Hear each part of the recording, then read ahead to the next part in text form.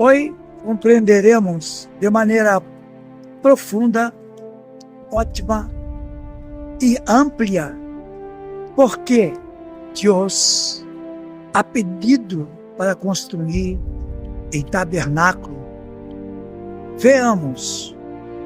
Quando Deus ordena a Moisés construir o tabernáculo, não lhe pede uma tenda.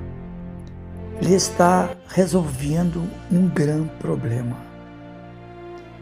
Pois, como pode um Deus santo habitar em meio de um povo pecador sem destruí-lo?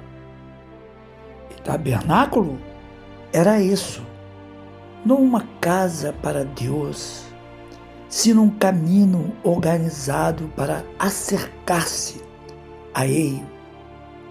Repito, o tabernáculo é um caminho organizado por Deus para acercar-se a Ele.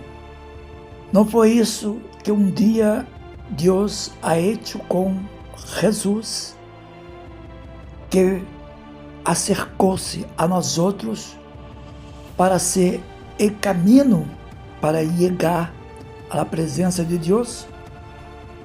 Israel havia saído de Egito, pero não sabia como viver com Deus.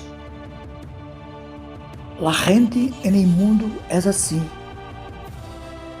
Também não sabe como viver com Deus. Israel sabia obedecer, conhecia a ordem, conhecia a lei, pero não sabiam como lidar com a presença de Deus. Por lo tanto, Deus não só dá mandamentos, Ele dá um plano. Deus ha dado um plano. A tenda tinha 3 espaços: o átrio exterior, o lugar santo e o lugar santíssimo. Não era arquitetura, era pedagogia espiritual. No pátio, o espaço estava aberto. Qualquer israelita podia chegar traindo seu sacrifício, pero nadie entrava sem passar por el altar. Por quê?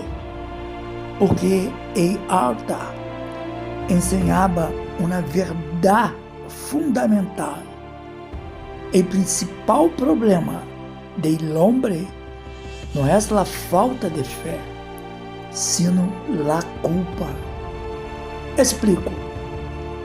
O altar dizia: não se entra completo, se entra renovado. Se entra renovado. Em Levítico 17:11, se disse que a sangre haria expiação por a vida. Deus ensinava que antes da comunhão era necessário o perdão. Antes de acercar-se, algo devia morir em seu lugar. Logo, viram lá palangana de bronze, no capítulo 30. Antes de acercar-se, algo devia morir em seu lugar. Não foi isso que Jesus ha hecho por nós outros? Murió em nosso lugar e agora podemos nos acercar. Logo, viram lá palangana de bronze, no capítulo 30, versículo 17 ao 21. Estava ubicada entre o altar e a entrada do tabernáculo. Os sacerdotes usavam a palangana, se lavavam as mãos e os pés antes de ministrar. O sacrifício resolvia a culpa. El água purificava a terra de camino. Não é isso que a palavra hace com nós outros?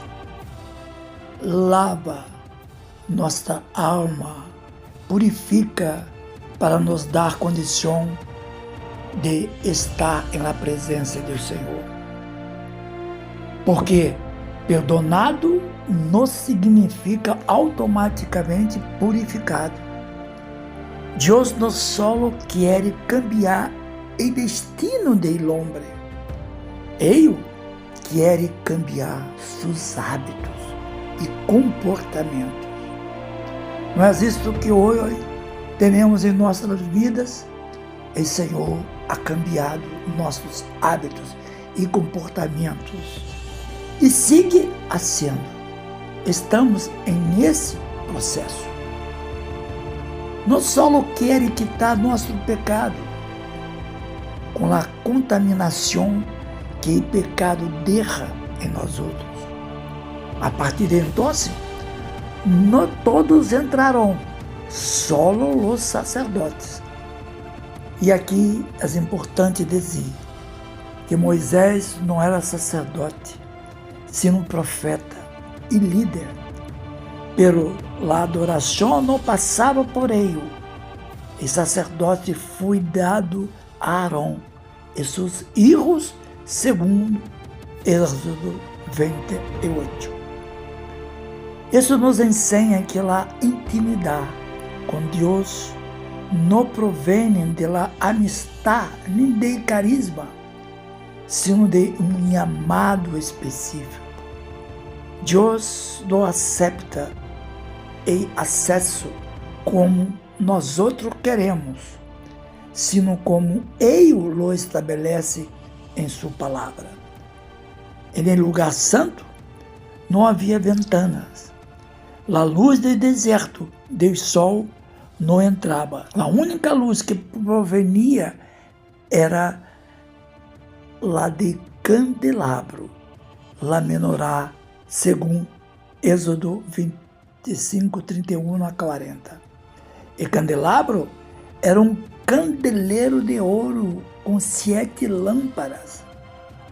Existia para iluminar o entorno, pero também para ensinar-nos que, na relação com Deus, a referência não é a luz do mundo, sino a luz de sua revelação. Não é isto que nós outros estamos vivendo com a luz da revelação da palavra do Senhor em nossas vidas, por meio do Espírito Santo do Senhor? Também estava a mesa de pão da presença. E em capítulo 25, versículo 25 ao 30, ali se colocavam 12 pães, que representavam as 12 tribos de Israel. Era como se Israel estivesse continuamente na presença de Deus. O pão não devia saciar o hambre de los sacerdotes, sino mostrar que Deus sustenta a comunhão e não só perdona os pecados. Era simbólico. E também estava em altar de incenso, capítulo 30, versículo 1 ao 10. 1 ao 10. Se queimava incenso em ele todos os dias. A Bíblia diz que o incenso simboliza as orações em Salmo 141, versículo 12. E também em Apocalipse 5, versículo 8. Isto ensinava que depois do perdão e em sustento vem a relação, a conversação. Deus não só quer sacrifício, Ele deseja uma relação com seu povo. Pero entre o altar santo e o centro havia um velo grosso, pesado, denso, capítulo 26, versículo 31 ao 33. Este veio separava em lugar santíssimo.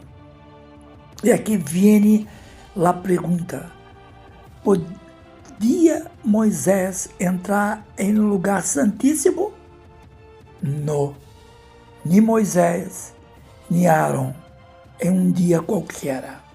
Solo o sumo sacerdote, uma vez ao ano, no dia da expiação, segundo Levítico 16. Por quê? Porque o problema não era a distância de Deus, sino a fragilidade do homem. A presença sem mediação matava. E veio não era rechaço, era proteção. Através de veio não havia imagens, porque Israel provenia de uma cultura de líderes. E Deus ensinava. Não me revelou através da forma, me revelou através do pacto. E aí, em lugar santíssimo, estava a arca da aliança. Êxodo 25, de 10 ao 16. Verá sua construção. Dentro de ela havia 3 coisas. As tábuas da lei mencionadas em Êxodo 25, 16 representavam a justiça de Deus. E maná, também em Êxodo 16, versículo 32 e 34, que Deus ordenou guardar, representava a provisão diária. E a vara de Arão, que reverdeceu em Números 17, versículo 8 a 10, representava a autoridade elegida por Deus, justiça, provisão e autoridade. Deus demonstra que seu governo não é emocional, sim moral, sustentador e legítimo.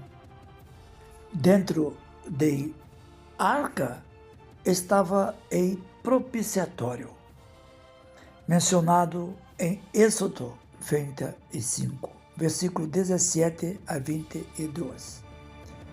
Era como uma tapa de ouro, com 2 querubins enfrentados.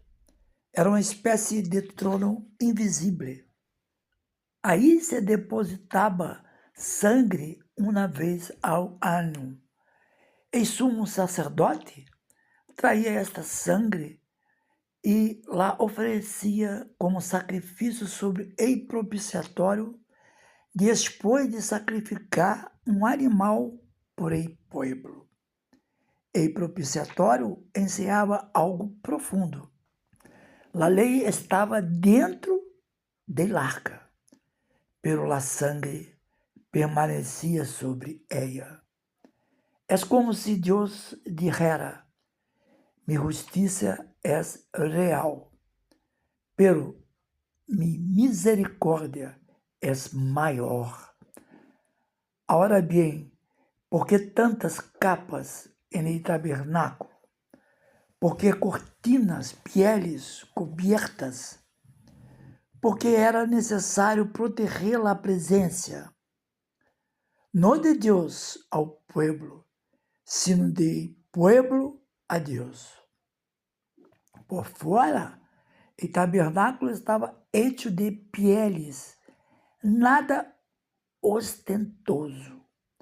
Por dentro, era lino fino, azul, púrpura, querubins, bordados e ouro. Por fora, polvo. E no interior, um cielo cocido.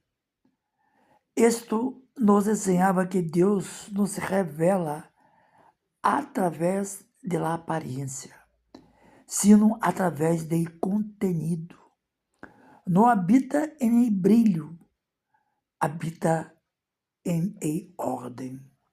Êxodo 25:30 nos habla de um Deus preocupado por la decoração, sino de Deus desenhando um caminho de altar ao trono, de la culpa a la comunhão. E, por lo tanto, reproduzir o tabernáculo hoje como uma estrutura física seria perder o significado do tabernáculo mesmo, porque nunca foi e fim, foi em meio. O tabernáculo era a sombra, e caminho agora está vivo, e veio se rasgou na cruz, e altar adquiriu um nome, minha arca se hizo presença em el coração. Reconstruir a tienda é ignorar que Deus agora habita em nós outros. O tabernáculo não era uma casa para Deus, era um espejo para o homem. Dizia, não está listo como crees, pero he preparado um caminho hacia minha presença. E é aqui onde Êxodo 25:30 deixa de ser uma história para convertir-se em nosso espejo. Porque o tabernáculo não desapareceu, sino que cambiou de direção. Hoje somos o tabernáculo, não de tela, sino de carne. Não em deserto, sino dispersos por el mundo. La cruz se convirtió en el altar, não porque Deus cambiara, sino porque el sacrifício se cumpriu. La sangre que antes se traía uma vez ao ano, agora se derramaba de uma vez por todas en la cruz. La palangana se convirtió em uma fonte de água viva, porque ele não só perdona, sino que também purifica. Não só quita nossa culpa, sino também la mancha de pecado. Aleluia. El candelero se convirtió em la palavra, porque agora a luz não está em el objeto, sino em uma voz que nos guia neste caminho, la palavra de Deus. La mesa se convirtió em uma comunhão, porque Deus não só salva, sino que também sostiene. O incenso se convirtió em ardor sostiene, em ardor, porque a oração não necessita necessita fé. E veio se rasgou de arriba abaixo, não porque Deus se volviera menos santo, sino porque o sacrifício se hizo suficiente. O lugar santíssimo não permaneceu vazio, sino que se movió. Agora, o trono não está detrás de um veio, está ante um coração quebrantado. Aleluia. Assim que a pergunta de Êxodo sigue vigente para nós outros. Onde estamos em caminho? Cristo nos pergunta mais diretamente: por que nos detenemos a metade do caminho? Porque todavia há gente que vive em átrio exterior, pero ele veio e se ha rasgado. Porque todavia há gente que se considera indigna, pero la sangre já ha sido aceptada. Porque insistimos em purificar nos solos quando a água já está disponível e flui. porque nos hemos acostumbrado a la pouca luz. Quando a palavra de Deus já ha sido encendida e está disponível para quem la deseja, quizás digas, eu não entro em lugar santíssimo, não sou Moisés. Se nem sequer Moisés pudo entrar, quem sou eu? Quizás digas, não entro porque não sou sacerdote. Não entro na presença de Deus porque não mereço. Pero o Senhor se hizo sacerdote por nós outros.